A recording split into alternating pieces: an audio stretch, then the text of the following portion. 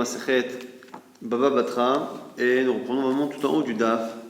Rounia, Akfer Ravina, Rounia a été entouré de son terrain par les terrains justement de Ravina. Donc avant cela, on va rappeler la Mishnah que nous sommes en train d'étudier.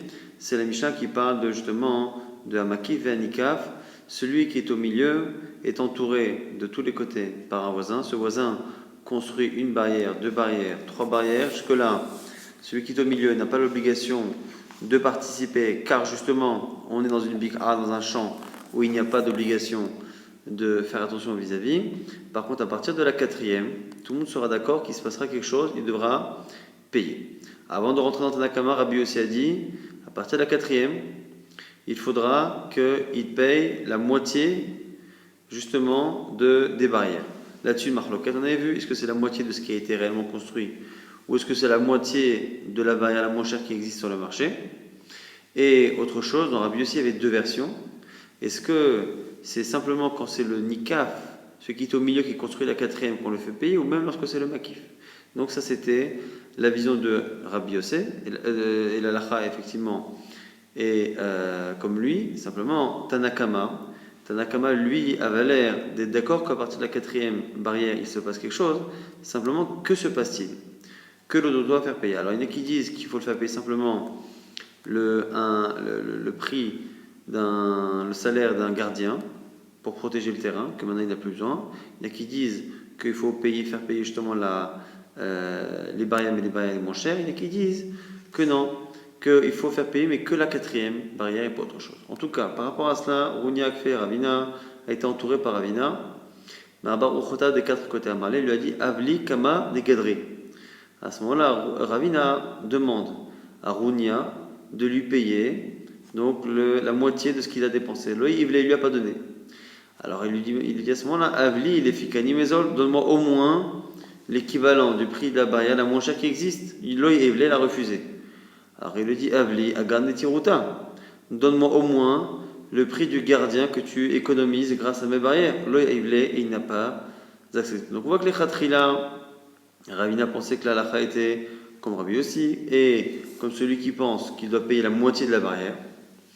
Et finalement, à chaque fois, il descend de Pshatim et d'avis pour essayer au moins de récupérer quelque chose. Yom Achad, Avakagada, Dikle, un jour, il a vu que Rounia était en train de protéger ses dattiers. Amalé, il lui a dit, il a rissé, il a dit à à celui qui travaille chez lui, à Ravina, Zish Kolmine Kibura de Aïne, va lui prendre un peu de date. Azal Leatouye, l'employé de Ravina est parti. Rama Bekala, tout de suite il a crié. Amarle, à ce moment-là, Ravina lui a dit voilà, tu es pris en flagrant délit de protection de ton terrain. Amarle, Galida Atar, tu as montré des Menach Nichalar, que ça t'arrange que ton terrain soit protégé, puisque tu vois bien que tu mets des barrières et que tu cries à tout celui qui vient y toucher. Vous voyez, Ela Isa Be'alma, mais rien que si la personne qui était venue était une chèvre, Milo Baïne Tiruta, n'as-tu pas besoin de les garder? Alors on y répond à Isa Be'alma, là, il dit en général, une chèvre ne vient pas manger justement ce genre d'arbre. Amalé lui dit Velo Gavra Ba'id Demichlila. Il m'a dit mais attends, il faut tout de même qu'un homme soit là pour empêcher d'autres hommes de rentrer dans le terrain. Atale Kameda Rava, il est parti voir Rava. Amalé, il a dit à ce moment-là Rounia, Rava, Zid Païsé Bemagdei Païs, va accepter tout de suite ce qu'il te propose et ce qu'il accepte, c'est-à-dire qu'il a baissé dans ses exigences, puisqu'il est passé de la moitié de ce qu'il a dépensé à la moitié de la barrière la moins chère, puis finalement au simple salaire économisé d'un chômeur. Et lui dire Rava, si tu n'acceptes pas ce que lui-même maintenant Ravina te propose, Danin Alecha, moi je vais te juger, Dina Keravuna Aliba de Rabbi Yossi, comme Ravuna explique Rabbi Yossi, c'est-à-dire Rabbi Yossi, donc c'est à partir de la quatrième barrière on fait payer, et selon Ravuna on fait payer la moitié de ce qui a été dépensé, donc vraiment le taux, on va dire, maximal. Donc c'est la raison pour laquelle on nous dit ici que mieux vaut qu'il accepte ce qu'on lui propose pour l'instant. Au passage, Rounia Zavan Ara Ameisra de Ravina. Toujours une histoire entre Rounia et Ravina. Rounia justement a acquis un terrain qui était proche de celui de Ravina. Alors, ça va Ravina les salouquer. Ravina a voulu l'éjecter et annuler la vente. Mishum Dina de Bar Mitzra. En invoquant le din de Bar Mitzra. Bar Mitzra, c'est le droit qu'a un voisin d'annuler la vente du terrain qui est donc mitoyen ancien lorsqu'on ne lui a pas proposé d'acheter en premier. Amalé Rasafra, Béré de Ravier Valé Ravina, à ce moment-là, Rasafra a dit à Ravina, au sujet de Rounia, qui Rounia justement faisait ce travail, il était tanneur, c'est-à-dire qu'il travaillait les peaux et il était en même temps il était cordonnier et donc il avait besoin justement de faire travailler ses peaux pour faire des chaussures. Il lui a dit Amri, chez les gens disent Arba'a Litzala, lorsque tu donnes 4 pièces justement aux commerçants, les 4 vont pour le tzlala, les 4 vont pour celui qui va travailler la peau, c'est-à-dire que finalement il a des frais tellement grands avec les ouvriers qui doivent travailler les peaux que finalement il ne lui reste pas grand-chose dans la main. En gros, Rouni est quelqu'un de pauvre et donc tu devrais ici être miséricordieux et le laisser justement acquérir ce terrain de telle sorte à ce qu'il puisse avoir un train de vie un peu plus décent. Nouvelle Mishnah. Lorsque le mur dans une cour est tombé, on oblige l'autre à construire jusqu'à la hauteur de Arba Amot. Et par rapport à ce mur, on part du principe qu'on a une chazaka, une présomption que la personne a déjà donnée, sauf si l'autre donne la preuve qu'il ne l'a pas donnée. Maintenant, Arba Amot ou le malade, pour la partie qui dépasse les 4 Amot dans le mur, on n'oblige pas la personne à le reconstruire. Samachlo kotel acher. Si par contre, celui qui ne veut pas justement payer le mur dans toute sa hauteur, il ne veut pas payer ce qui est au-dessus de 4 amot, mais qu'il a construit lui-même un mur à côté, et donc par l'intermédiaire de ce mur, il va finalement profiter du mur en question qui fait plus que 4 amot. À ce moment-là, Megagelim ala vetakol. À ce moment-là, on lui fait payer la moitié du mur complet qu'il a refusé de payer. Et là-dessus, par rapport à cela, on a une chazaka, une présomption qu'il n'a pas donnée jusqu'à ce que l'on ait une preuve qu'il a donnée. La Gemara sort un peu du sujet de la Mishnah, afin d'y retourner évidemment. Mais pour l'instant, la Gemara nous rapporte une marloquette entre les Amorim. Celui qui prête de l'argent et qui lui donne une échéance. Donc, je te prête, tu dois me le rendre dans un an. Au moment de réclamer, la personne dit je t'ai remboursé en cours d'année, donc je t'ai remboursé avant l'échéance. On dirait on ne le croit pas. Pourquoi? Parce que Alvaï déjà, on aimerait déjà que tout le monde rembourse ses prêts en son temps. De là, imaginer que les gens le font avant, c'est improbable. Abaye et Rava ne sont pas d'accord. Les deux disent Avidinish, des parabégozimne. Les gens ont l'habitude parfois de payer avant l'heure, avant l'échéance, des mitramou les isoués, parce que dans le fond, pourquoi ils empruntent? Parce qu'il leur manque de l'argent. Parfois, l'argent arrive entre-temps, et du coup, ils le donnent. À Marizid des prêts, ils préfèrent rembourser qui est de l'olitredan, pour ne plus avoir à se soucier de ce problème-là avec justement son créancier. Et donc ça, c'est la marloquette Abaye, Rava d'un côté et Resh Lakish. Est-ce qu'il est probable ou possible qu'une personne rembourse avant l'échéance? Par rapport à cela, on reprend notre Mishnah. On a dit par rapport au mur de Arba Amot, on a la chazaka qu'il a payé, on a la chazaka que les deux voisins ont payé, sauf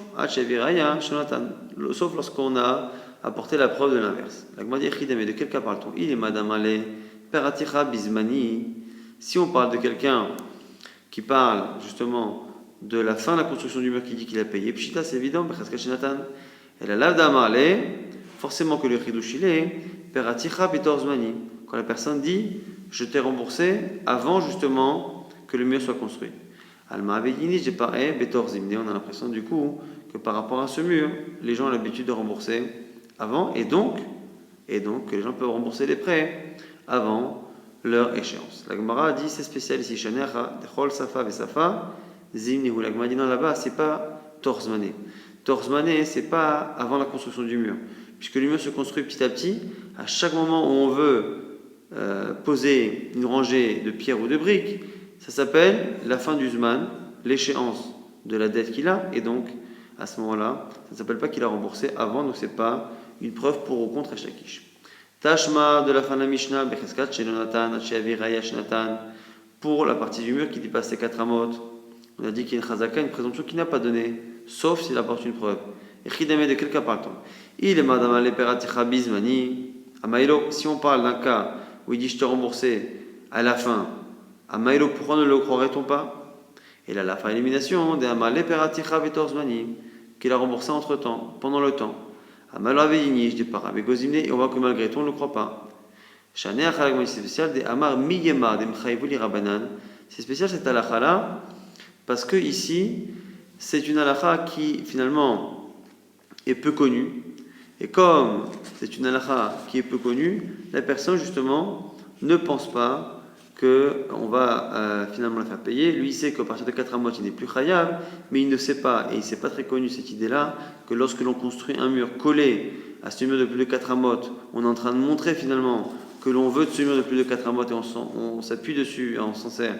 Et donc du coup, il faudrait tout payer à moitié. Ça, ce n'est pas connu. C'est la raison pour laquelle c'est spécial ici. Et on a une chazaka qu'il n'a pas payé. Non pas parce que c'est comme ça dans tous les autres prêts, mais parce que ici, c'est une dette particulière où la personne n'a pas de tendance à bien connaître cette halakha et les gens n'y croient pas trop. Maintenant, Rapapa Veravuna Bered Rav Yoshua, Avdek Abaye Verava. On a deux Amoraïm, Rapapa Veravuna, le fils de Rav Yoshua, qui faisait comme Rava et Abaye, c'est-à-dire qu'on partait du principe qu'il est possible qu'une personne rembourse avant l'heure. Marbaravashi Avad, qui est Resh Lakish, et Marbaravashi c'est comme Resh Lakish, et la comme Resh Lakish, qu'on part du principe qu'un homme ne rembourse pas avant l'heure. Et la Gemara nous dit va filou miyatme. Et même lorsque l'on a affaire à des orphelins, en général, on essaie toujours d'arranger les orphelins lorsqu'ils parlent de l'héritage de leur père, pareil.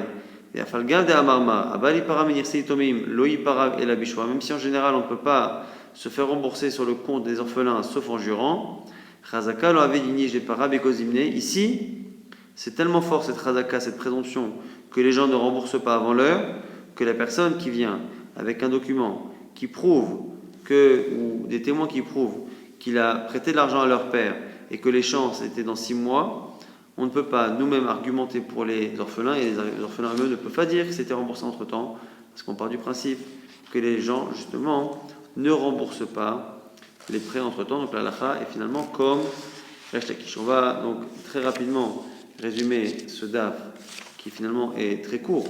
On a vu que finalement, la Gemara avait l'air de dire que la halakha est comme Rabbi Yossi selon Ravuna.